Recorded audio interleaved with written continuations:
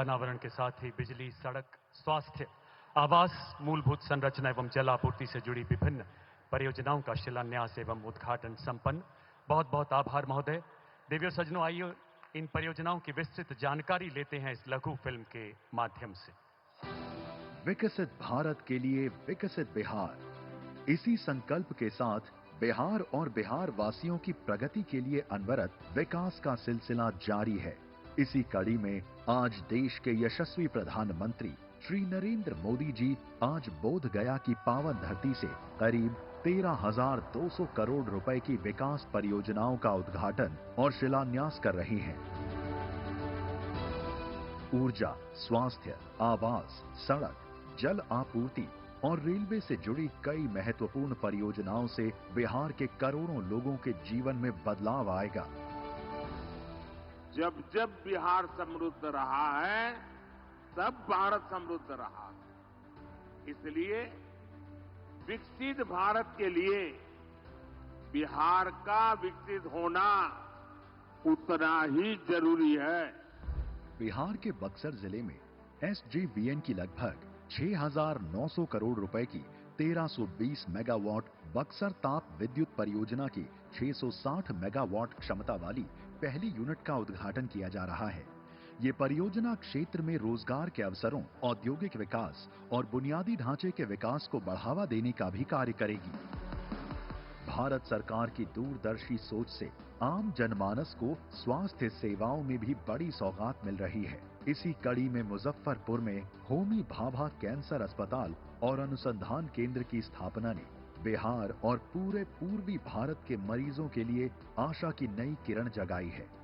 ये सकारात्मक प्रयास बिहार के साथ देश के लाखों गरीब और मध्यम वर्गीय परिवारों के जीवन में बड़ा सहारा बनेंगे। साथ ही आज प्रधानमंत्री मोदी जी बिहार राज्य में प्रधानमंत्री आवास योजना के तहत लगभग 16,000 लाभार्थियों को आवास का उपहार देंगे। इस आवास योजना के तहत अब तक लाखों परिवारों को पक्के आशियाने उपलब्ध करवाए गए हैं। बिहार राज्य में मोकामा के औंटा और बेगूसराय के सिमरिया के बीच 8 किलोमीटर से लंबा गंगा ब्रिज बिहार के सुपौल, मधुबनी, अररिया, बेगूसराय आदि जिलों की दक्षिणी बिहार के शेखपुरा, नवादा, लखीसराय के साथ बेहतर रोड कनेक्टिविटी बनाएगा। पुराने जर्जर राजेंद्र ब्रिज से भारी वाहनों की आवाजाही बंद होने के कारण 100 किलोमीटर अधिक दूरी तय करनी पड़ती थी। अब वो सफर केवल 8 किलोमीटर में संभव, जिससे समय व ईंधन की बड़ी बचत और लॉजिस्टिक लागत में कमी आएगी। राजेंद्र ब्रिज पर वन वे ट्रैफिक संचालन के कारण लोग जाम में अटकते थे। नए गंगा ब्रिज से लोगों को बड़ी राहत मिलेगी। साथ ही refinery, Barauni thermal power station, Barauni Sudha dairy, खाद कारखाना सहित स्थानीय उद्योगों को मिलेगी नई मजबूती और स्थानीय कृषि उपज की बड़े बाजारों तक पहुंच सुगम होगी। गया जी से दिल्ली तक एक अमृत भारत एक्सप्रेस ट्रेन का शुभारंभ और वैशाली से कोडरमा तक बौद्ध सर्किट ट्रेन की शुरुआत बिहार को एक नई पहचान प्रदान करेगी। ये रेलगाड़ियां जहां यात्रियों की सुविधा को विस्तार प्रदान करेंगी, वहीं राज्य की सांस्कृतिक और धार्मिक धरोहरों को वैश्विक पटल पर लोकप्रियता प्रदान करेंगी। जन सामान्य को बेहतर स्वच्छ जल एवं वातावरण प्रदान करने के लिए माननीय प्रधानमंत्री बिहार के कई जिलों में STP और सीवरेज नेटवर्क एवं जल आपूर्ति परियोजनाओं का उद्घाटन करेंगे।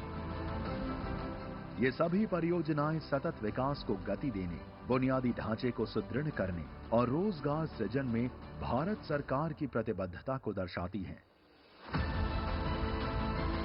प्रधानमंत्री मोदी जी का संदेश स्पष्ट है कि बिहार अब प्रगति, आत्मनिर्भरता और समृद्धि की ओर अग्रसर है।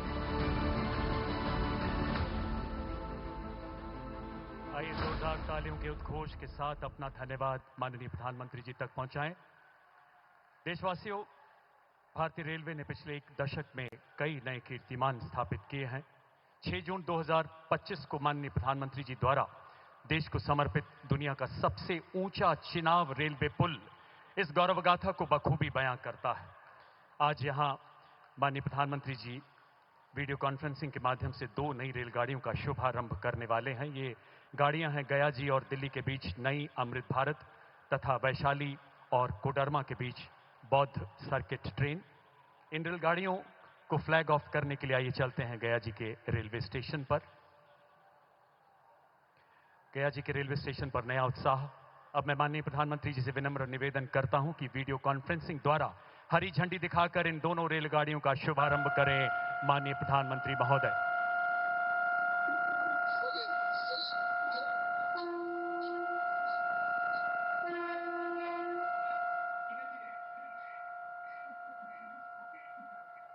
गया जी से दिल्ली अमृत भारत ट्रेन इस विश्व प्रसिद्ध तीर्थ स्थल को देश की राजधानी से जोड़ेगी, जबकि बौद्ध सर्किट ट्रेन बिहार के प्रमुख बौद्ध स्थलों को जोड़ते हुए एक धार्मिक यात्रा के साथ साथ सांस्कृतिक यात्रा का भी अनुभव प्रदान करेगी।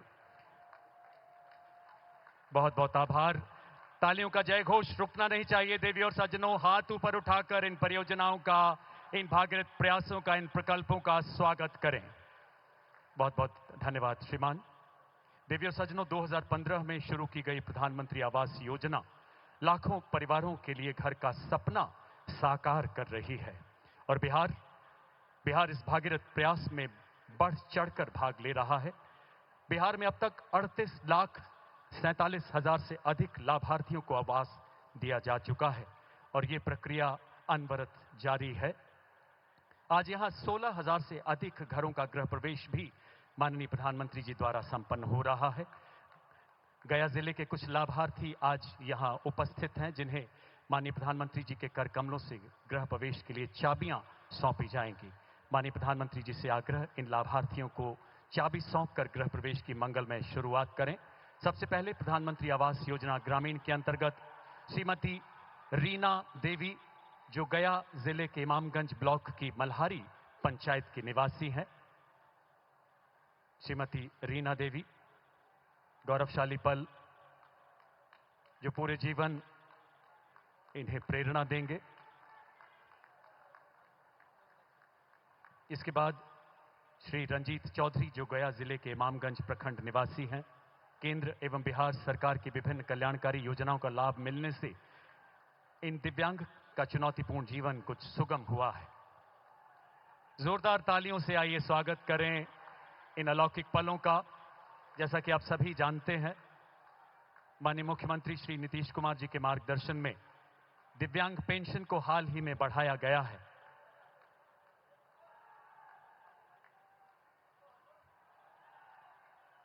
अलौकिक पल, सर्वे भवन्तु सुखिनः सर्वे सन्तु निरामया का भारतीय उद्घोष। इसके बाद श्रीमती रीमा देवी, गया जिले के इमामगंज ब्लॉक की मल्हारी पंचायत से पधारी श्रीमती रीमा देवी।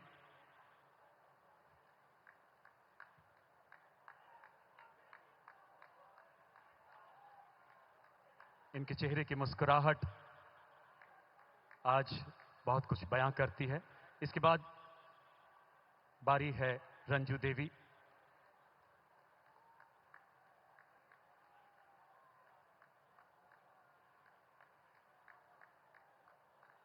अब बारी है प्रधानमंत्री आवास योजना की श्रीमती मुश्री खातून।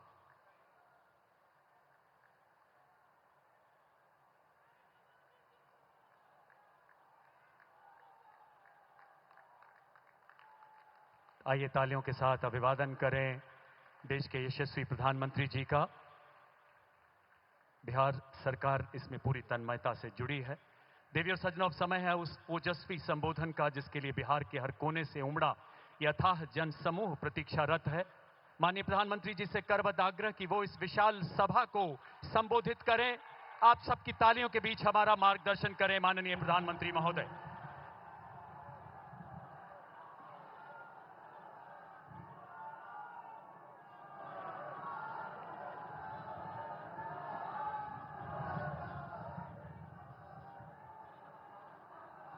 विश्वविख्यात ज्ञान और मोक्ष के पवित्र नगरी गया जी के हम प्रणाम करही। विष्णुपद मंदिर के गौरवशाली भूमि पर अपने सबके अभिनंदन करत ही बिहार के राज्यपाल आरिफ मोहम्मद खान जी, यहां के लोकप्रिय मुख्यमंत्री नीतीश कुमार जी, केंद्रीय मंत्रिमंडल के मेरे सहयोगी जीतन राम मांझी जी, राजीव रंजन सिंह,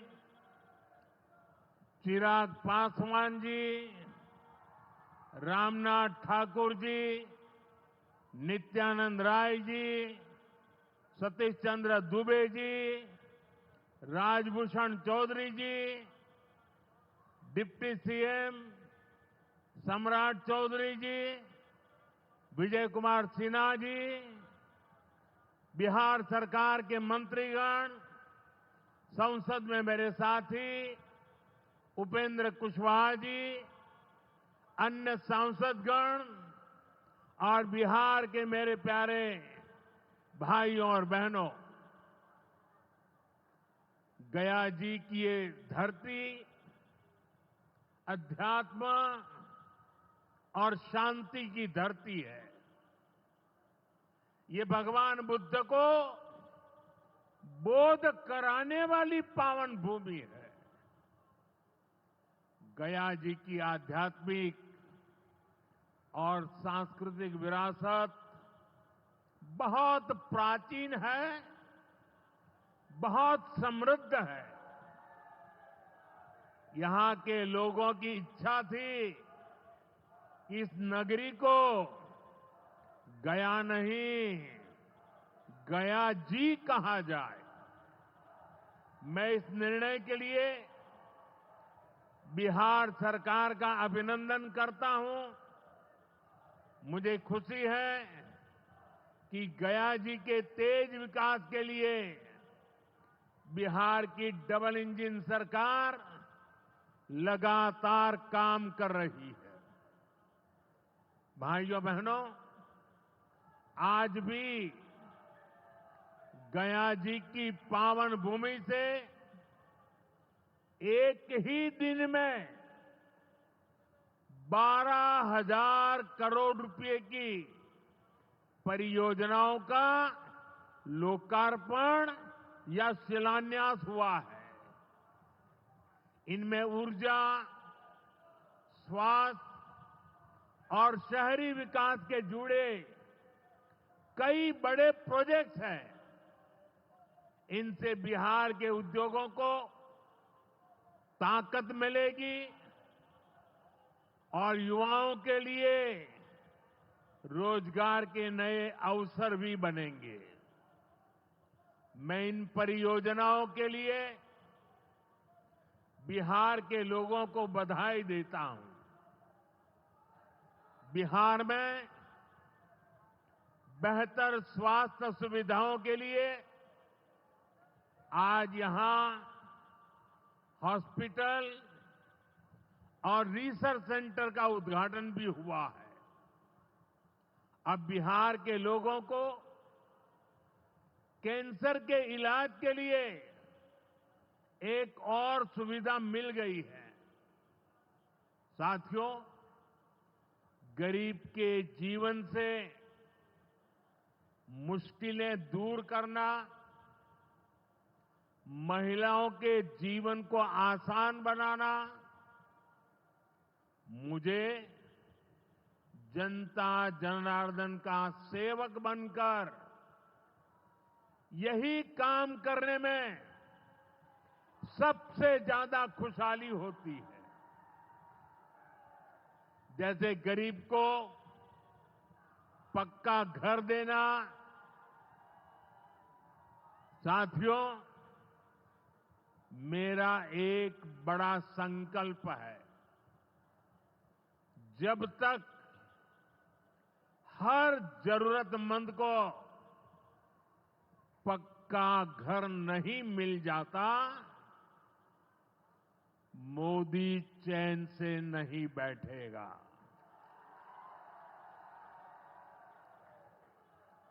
इसी सोच के साथ पिछले 11 साल में 4 करोड़ से अधिक गरीबों को पक्के घर बनाकर दे दिए गए। अकेले हमारे बिहार में 38 लाख से अधिक आवास बनाए गए। गया जिले में भी 2 लाख से अधिक परिवारों को अपना पक्का घर मिला है। और हमने सिर्फ घर यानी 4 दीवारें नहीं दी, बल्कि उन घरों के साथ गरीब को उसका स्वाभिमान दिया है। इन घरों में बिजली, पानी, शौचालय और गैस कनेक्शन की सुविधाएं दी हैं। यानी गरीब परिवारों की भी सुविधा, सुरक्षा और सम्मान से जीने की गारंटी मिली है। साथियों, आज इसी सिलसिले को आगे बढ़ाते हुए बिहार के मगध क्षेत्र के 16,000 से ज्यादा परिवारों को अपना पक्का घर दिया है। यानी इस बार इन परिवारों में दिवाली और छठ पूजा की रौनक और ज्यादा होगी। मैं अपना घर पाने वाले सभी लाभार्थी परिवारों को बहुत बहुत बधाई देता हूं।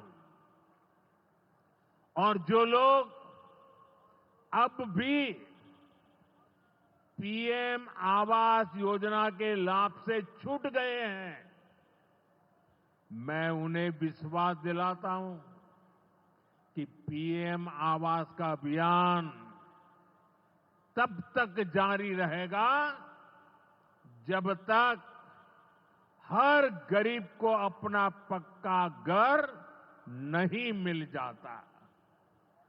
साथियों, बिहार चंद्रगुप्त मौर्य और चाणक्य की धरती है। जब जब किसी दुश्मन ने भारत को चुनौती दी है, बिहार देश की ढाल बनकर खड़ा हुआ है। बिहार की धरती पर लिया हुआ और संकल्प, ये धरती की ताकत है। इस धरती पर लिया गया हर संकल्प कभी खाली नहीं जाता। और इसलिए तो भाइयों बहनों, जब कश्मीर के पहलगाम में आतंकी हमला हुआ था, हमारे निर्दोष नागरिकों को उनका धर्म पूछ करके मारा गया,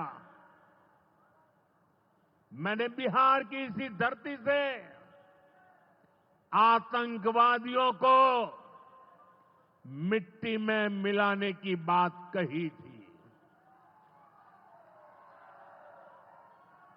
आज दुनिया देख रही है,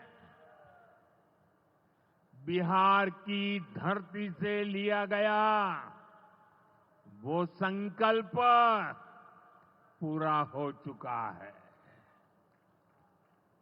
आपको याद होगा, उधर से पाकिस्तान हम पर ड्रोन हमले कर रहा था, मिसाइलें दाग रहा था, और इधर भारत पाकिस्तान की मिसाइलों को हवा में तिनके की तरह बिखेर रहा था। पाकिस्तान की एक भी मिसाइल हमें नुकसान नहीं पहुंचा पाई। साथियों, ऑपरेशन सिंदूर ने भारत की रक्षा नीति की नई लकीर खींच दी है। अब भारत में आतंकवादी भेजकर हमले करा के कोई बच नहीं सकेगा। आतंकवादी चाहे पाताल में क्यों न छिप जाए, भारत की मिसाइलें उन्हें दफन करके रहेगी। साथियों, बिहार का तेज विकास केंद्र की एनडीए सरकार की बहुत बड़ी प्राथमिकता है। इसलिए आज बिहार चौतरफा विकास के रास्ते पर आगे बढ़ रहा है। बीते वर्षों में पुरानी समस्याओं के समाधान तलाशे गए हैं और नई प्रगति के रास्ते भी बनाए गए हैं। आप याद करिए, लालटेन राज में यहां कैसी दुर्दशा थी। लालटेन राज में एक क्षेत्र लाल आतंक से जकड़ा हुआ था। माओवादियों की वजह से शाम के बाद कहीं आना जाना मुश्किल था। गया जी जैसे शहर लालटेन राज में अंधेरे में डूबे रहते थे। हजारों गांव ऐसे थे जहां बिजली के खंभे तक नहीं पहुंचे थे। लालटेन वालों ने पूरे बिहार के भविष्य को अंधेरे में धकेल दिया था। न शिक्षा थी, न रोजगार था। बिहार की कितनी पीढ़ियों को इन लोगों ने बिहार से पलायन के लिए मजबूर कर दिया था। साथियों, बिहार के लोगों को आरजेडी और उनके साथी सिर्फ अपना वोट बैंक मानते हैं। उन्हें गरीब के सुख दुख, गरीब के मान सम्मान से कोई मतलब नहीं है। आपको याद होगा, कांग्रेस के एक मुख्यमंत्री ने मंच से कह दिया था कि अपने राज्य में बिहार के लोगों को घुसने नहीं देंगे। बिहार के लोगों से कांग्रेस की इतनी नफरत, बिहार के लोगों के प्रति इतनी घृणा, और कोई भूल नहीं सकता। कांग्रेस का बिहार के लोगों के प्रति जो दुर्व्यवहार देखने के बाद भी यहां आरजेडी वाले गहरी नींद में सोए पड़े थे। भाइयों बहनों, बिहार की एनडीए सरकार कांग्रेस और इंडी गठबंधन वालों के इस नफरती अभियान का जवाब दे रही है। बिहार के बेटे बेटी को यहीं पर रोजगार मिले, सम्मान की जिंदगी मिले, मां बाप की वो देखभाल कर सके, इसी सोच के साथ हम काम कर रहे हैं। अब बिहार में बड़े बड़े प्रोजेक्ट बन रहे हैं। गया जी जिले के डोभी में बिहार का सबसे बड़ा इंडस्ट्रियल एरिया तैयार हो रहा है। गया जी में एक टेक्नोलॉजी सेंटर की स्थापना भी की जा रही है। आज ही यहां बक्सर थर्मल प्लांट का, पावर प्लांट का शुभारंभ भी हुआ है। कुछ ही महीने पहले मैंने औरंगाबाद में भी Navinagar super thermal power project की आधारशिला रखी थी। भागलपुर के पीरपैंती में भी नया थर्मल पावर प्लांट बनेगा। इस पावर प्लांट से बिहार में बिजली की आपूर्ति बढ़ेगी। और आप सब जानते हैं, जब बिजली उत्पादन बढ़ता है तो क्या होता है? घरों में बिजली की सप्लाई बढ़ती है और उद्योगों को भी ज्यादा से ज्यादा बिजली मिलती है और इससे भी रोजगार के नए मौके बनते हैं। साथियों, बिहार के युवाओं को पक्की सरकारी नौकरी देने के लिए नीतीश जी ने बड़ा अभियान चलाया हुआ है।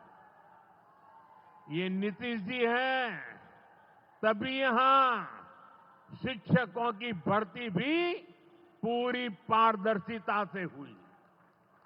साथियों, यहां के नौजवानों को ज्यादा से ज्यादा संख्या में बिहार में ही रोजगार मिले,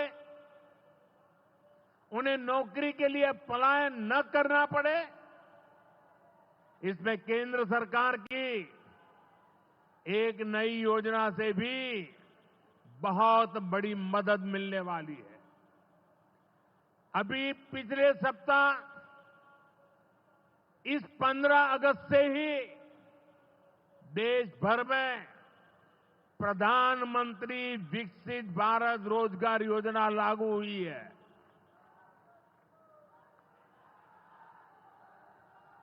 इसके तहत हमारे युवा जब निजी क्षेत्र में पहली नौकरी करेंगे तो केंद्र सरकार उन्हें अपने पास से 15,000 रुपये देगी। जो प्राइवेट कंपनियां युवाओं को रोजगार देगी, उन्हें भी अलग से पैसे सरकार देगी। इस योजना का बहुत बड़ा लाभ बिहार के मेरे युवाओं को भी होगा। साथियों, हमारे देश में कांग्रेस हो, आरजेडी हो, इनकी सरकारों ने कभी जनता के पैसे का मोल नहीं समझा। इनके लिए जनता के पैसे का मतलब रहा है खुद की तिजोरी भरना।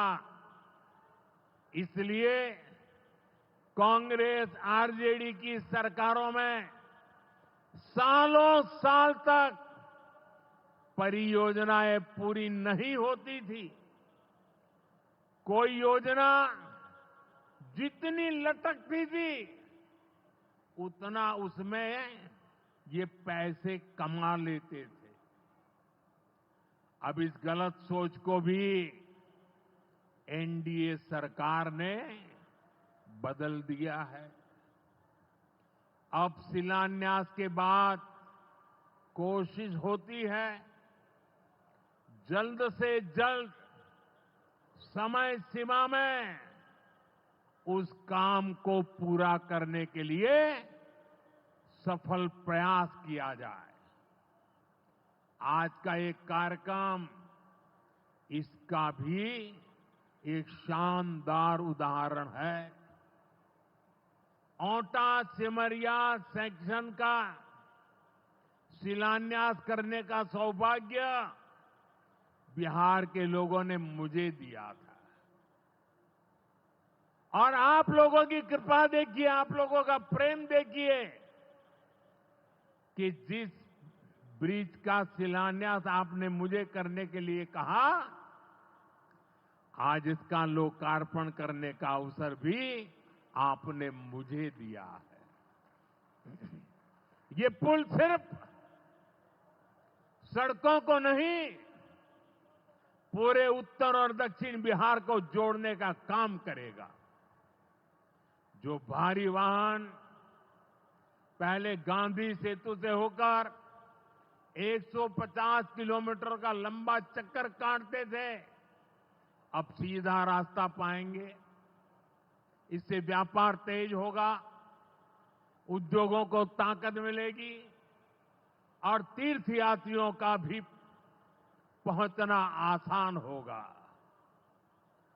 विकास के जिन प्रोजेक्ट की नींव एनडीए सरकार में रखी जाती है, वो पूरा होकर रहेंगे, ये बात पक्की है। साथियों, एनडीए की डबल इंजन सरकार यहां रेलवे के विकास के लिए भी तेजी से काम कर रही है। अमृत भारत स्टेशन योजना के तहत गयाजी रेलवे स्टेशन को आधुनिक बनाया जा रहा है। इससे गयाजी रेलवे स्टेशन पर यात्रियों को एयरपोर्ट जैसी सुविधाएं मिलेगी। आज गया वो शहर है जहां राजधानी, जनशताब्दी और made in India Vande Bharat ट्रेनों की सुविधा उपलब्ध है। गया जी, सासाराम, प्रयागराज, कानपुर होते हुए दिल्ली तक सीधा कनेक्शन बिहार के युवाओं को, यहां के किसानों को, यहां के व्यापारियों के लिए नई संभावनाएं बना रहा है। भाई और बहनों, आपके आशीर्वाद से, देश के अटूट भरोसे के कारण साल 2014 में प्रधानमंत्री के तौर पर शुरू हुआ मेरा सेवा काल, ये सेवा काल निरंतर जारी है। इतने वर्षों में हमारी सरकार पर भ्रष्टाचार का एक भी दाग नहीं लगा। जबकि आजादी के बाद कांग्रेस की सरकारें जो 60-65 साल तक सरकार में रही है, उनके भ्रष्टाचार की लंबी लिस्ट है। आरजेडी का भ्रष्टाचार तो बिहार का बच्चा बच्चा जानता है। मेरा साफ मानना है कि भ्रष्टाचार के विरुद्ध लड़ाई को अगर अंजाम तक पहुंचाना है तो कोई भी कार्रवाई के दायरे से बाहर नहीं होना चाहिए। आप सोचिए, आज कानून है कि अगर किसी छोटे सरकारी कर्मचारी को 50 घंटे तक हिरासत में रख दिया तो अपने आप वो सस्पेंड हो जाता है। ड्राइवर हो, छोटा क्लार्क हो, प्यून हो, उसकी जिंदगी हमेशा हमेशा के लिए तबाह हो जाती है। लेकिन अगर कोई मुख्यमंत्री है, कोई मंत्री है, कोई प्रधानमंत्री है, तो वो जेल में रह करके भी सत्ता का सुख पा सकता है। ये कैसे हो सकता है? हमने कुछ समय पहले ही देखा है कि कैसे जेल से ही फाइलों पर साइन किए जा रहे थे, जेल से ही सरकारी आदेश निकाले जा रहे थे। नेताओं का अगर यही रवैया रहेगा तो ऐसे भ्रष्टाचार के विरुद्ध लड़ाई कैसे लड़ी जा सकती है? साथियों, संविधान हर जनप्रतिनिधि से ईमानदारी और पारदर्शिता की उम्मीद करता है। हम संविधान की मर्यादा को तार तार होते नहीं देख सकते। इसलिए एनडीए सरकार भ्रष्टाचार के खिलाफ एक ऐसा कानून लाई है जिसके दायरे में देश का प्रधानमंत्री भी है। इस कानून में मुख्यमंत्री और मंत्रियों को भी शामिल किया गया है। जब ये कानून बन जाएगा तो प्रधानमंत्री हो या मुख्यमंत्री या फिर कोई भी मंत्री, उसे गिरफ्तारी के 30 दिन के अंदर जमानत लेनी होगी और अगर जमानत नहीं मिली तो 31वें दिन उसे कुर्सी छोड़नी पड़ेगी।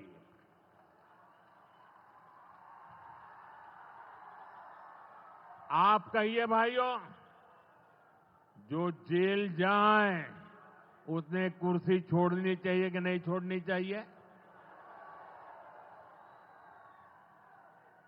क्या वो कुर्सी पर बैठे रह सकता है क्या? क्या वो सरकारी फाइलों पे साइन कर सकता है क्या?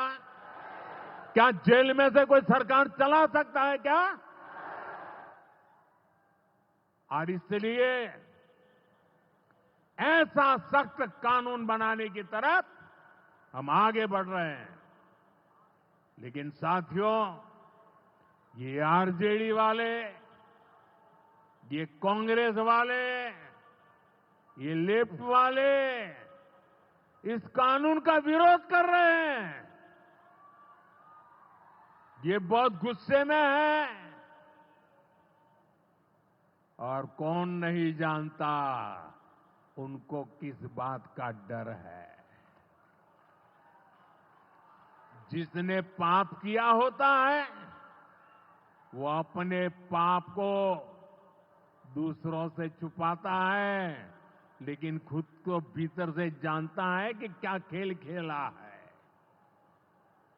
इन सब का भी यही हिसाब है। ये आरजेडी और कांग्रेस वाले कोई बेल पर बाहर है, कोई रेल के खेल में अदालत के चक्कर लगा रहा है, और जो जमानत पे बाहर घूम रहे हैं भी आज इस कानून का विरोध कर रहे हैं। इन्हें लगता है कि अगर जेल चले गए तो इनके सारे सपने चकनाचूर हो जाएंगे, और इसलिए सुबह शाम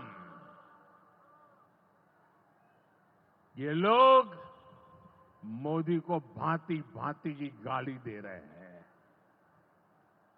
और इतने बौखलाए हुए हैं कि इस जनहित के कानून का विरोध कर रहे हैं। हमारे राजेंद्र बाबू, बाबा साहब आंबेडकर ने कभी सोचा भी नहीं था, कभी कल्पना भी नहीं की होगी कि सत्ता के भूखे लोग भ्रष्टाचार करेंगे और जेल जाने पर भी कुर्सी से चिपके रहेंगे। लेकिन अब भ्रष्टाचारी जेल भी जाएगा और उसकी कुर्सी भी जाएगी। भारत को भ्रष्टाचार से मुक्त होने का संकल्प देश के कोटि कोटि लोगों का है। ये संकल्प सिद्ध होकर रहेगा।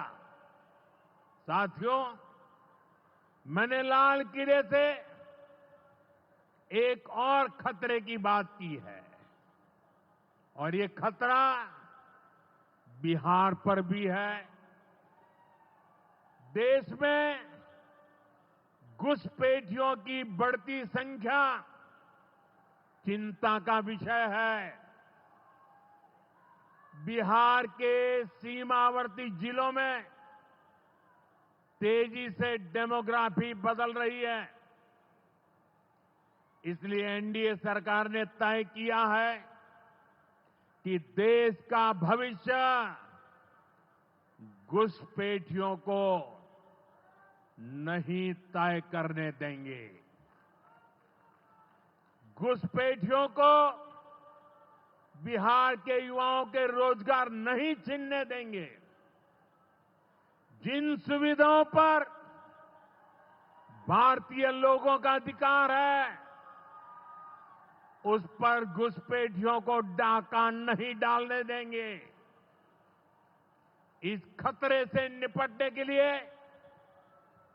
मैंने डेमोग्राफी मिशन शुरू करने की बात कही है।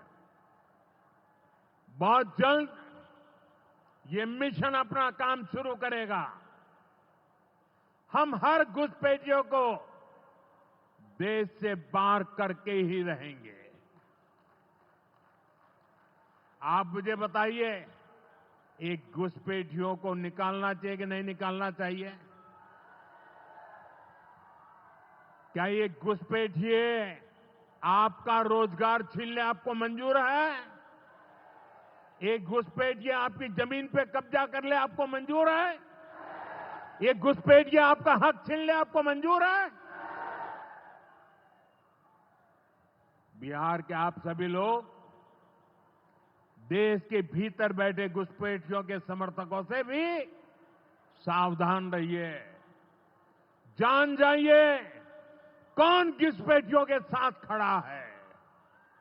कांग्रेस और आरजेडी जैसे दल बिहार के लोगों का हक छीनकर घुसपैठियों को देना चाहते हैं।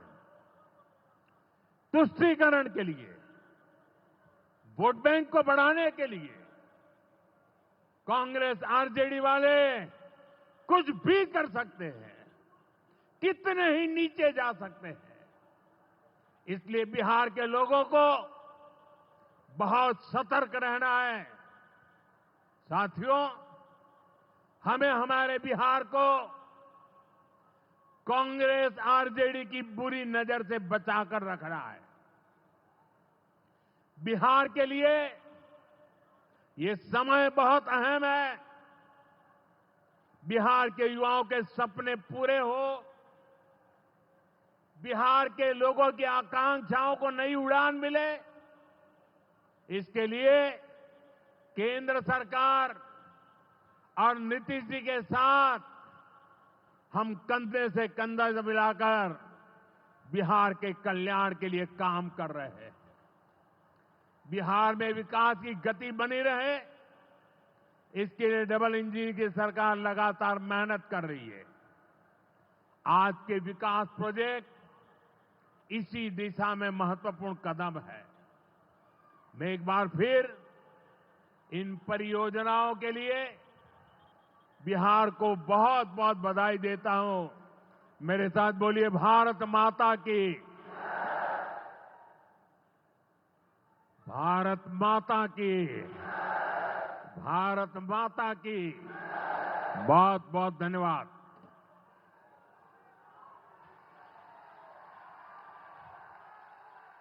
आपके ओजस्वी उद्गारों के लिए हृदय से धन्यवाद मान्यवर।